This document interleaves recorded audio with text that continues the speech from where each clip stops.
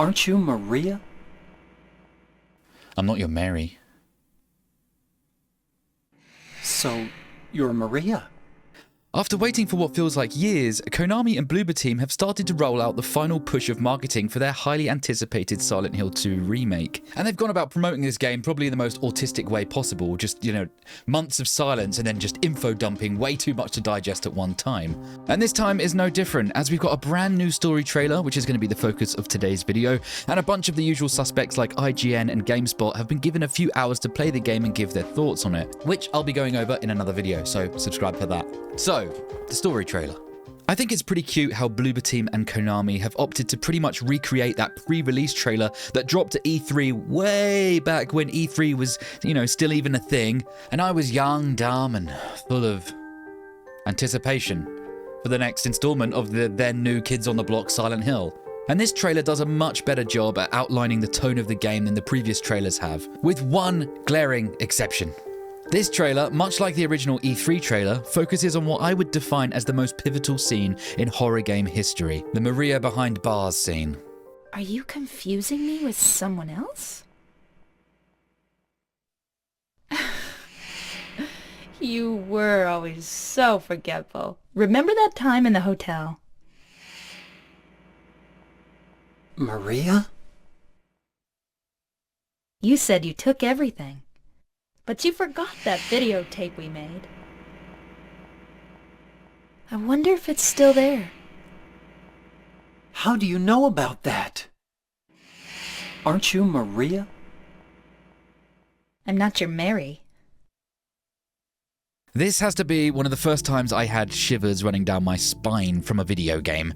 The way in which Maria started out as this overly flirtatious and confident stripper-type character when you first meet her, to a borderline personality disorder sufferer having an episode in the hospital, then to witness her death, only to then see her very alive again in this scene. She shifts between personalities of Maria and Mary the whole time while seemingly taunting James with the ambiguity of both. It was just a masterful moment where you really feel the rug being pulled from under you as a player, and you're on the edge of your seat trying to put the puzzle pieces together to just make sense of any of it.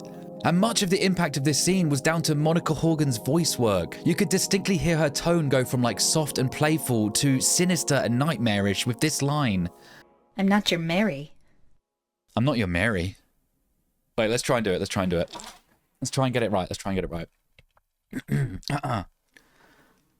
not your Mary. Ooh, that was close. It was close. I'm not your Mary. Here in the remake, the tone just seems to be mostly the same between the shifting personalities, and it really doesn't have the right cadence or impact, in my opinion. Aren't you Maria? I'm not your Mary. I mean, this is the moment where your companion character reveals herself as some, sinister apparition of sorts, and she's not to be trusted. It's a big moment. And I feel like that this moment is going to be far less frightening this time around, and that makes me a little sad. Thinking that the new age of Silent Hill fans will be undersold on this moment. Maybe I'm being too precious about this, I don't know, okay? But it means a lot to me. Also, I want to add that in the original, the devs casted shadows around Maria's eyes, and this was a good callback to the opening where James's eyes were shrouded in shadow in the bathroom scene. It makes her intentions all the more terrifyingly unknown to the player. I know that might seem a bit nitpicky to some, but these details are important to fans who have idolized the original work all these years. And then we get our first look at Eddy in this trailer, who suitably blinks a total of 0 times for the entire thing.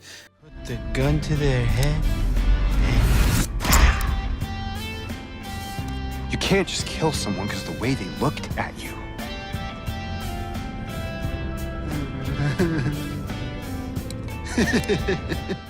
I'm actually quite pleased with how Eddy looks and sounds. His crazed stare has carried over from the original design, but with the heightened graphical fidelity, he looks even more insane and disgusting than he did back in 2001. I really like his line delivery too. The voice work really captures his maniacal dissonance well when he says,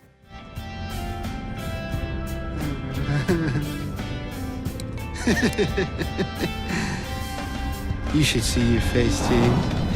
I can really see a man who's just so far gone and dissociated, And it feels less corny than the original did too. I always felt unease around Eddy in the original game, but his boss encounter was so badly made, it was a complete anti-climax moment of the highest order. And I do hope the Bloober Team have done something about that in this remake. I know a lot of people were concerned that Eddy wouldn't be fat in this game, because they're convinced that hit detection would have advised Bloober Team not to be fat-phobic or something. While I do think that's a little bit of a reach, I still believe that they had a hand in Maria's redesign, which by the way I still hate. The new outfit really doesn't do any justice to the character. But no, Eddy is fat, he's gross, and he's crazy as fuck. Just what the doctor ordered. Let's take a moment to appreciate Akira Yamaoka's revised version of Promise throughout this trailer too. You were always so forgetful.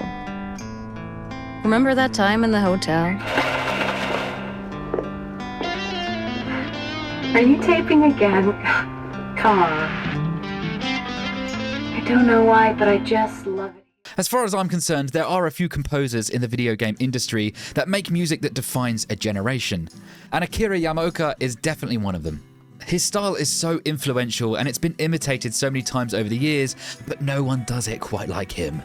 I cannot wait to just hear this new OST and sit there picking out all the nuanced changes that Yamaoka-san has made and enjoy the modern production quality of it all.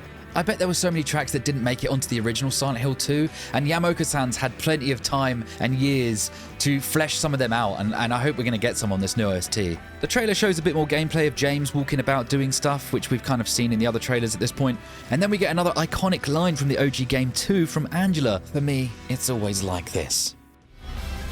You see it too? For me, it's always like this. This one I'm kind of torn on. This is another line from the game that pulled on the heartstrings pretty tightly. It's hot as hell in here.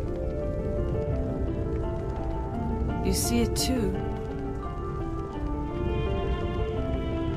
For me, it's always like this.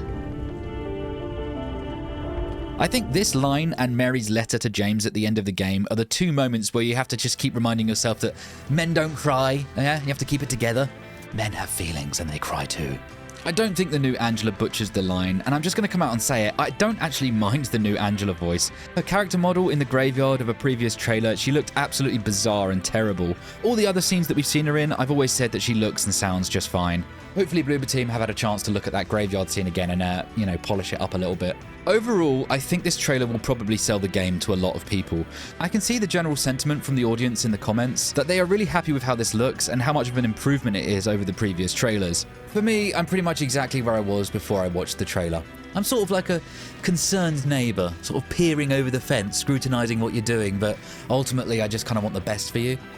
I fear that some of its decisions will ultimately land it in the wasted potential section, and I really hope that I'm wrong about that. But join me next time where we're going to go over some of that juicy new gameplay that they've released. Please, if you could, for me guys, like the video and subscribe if you're new, and I'll see ya when I'm looking at you. I'm not your Mary.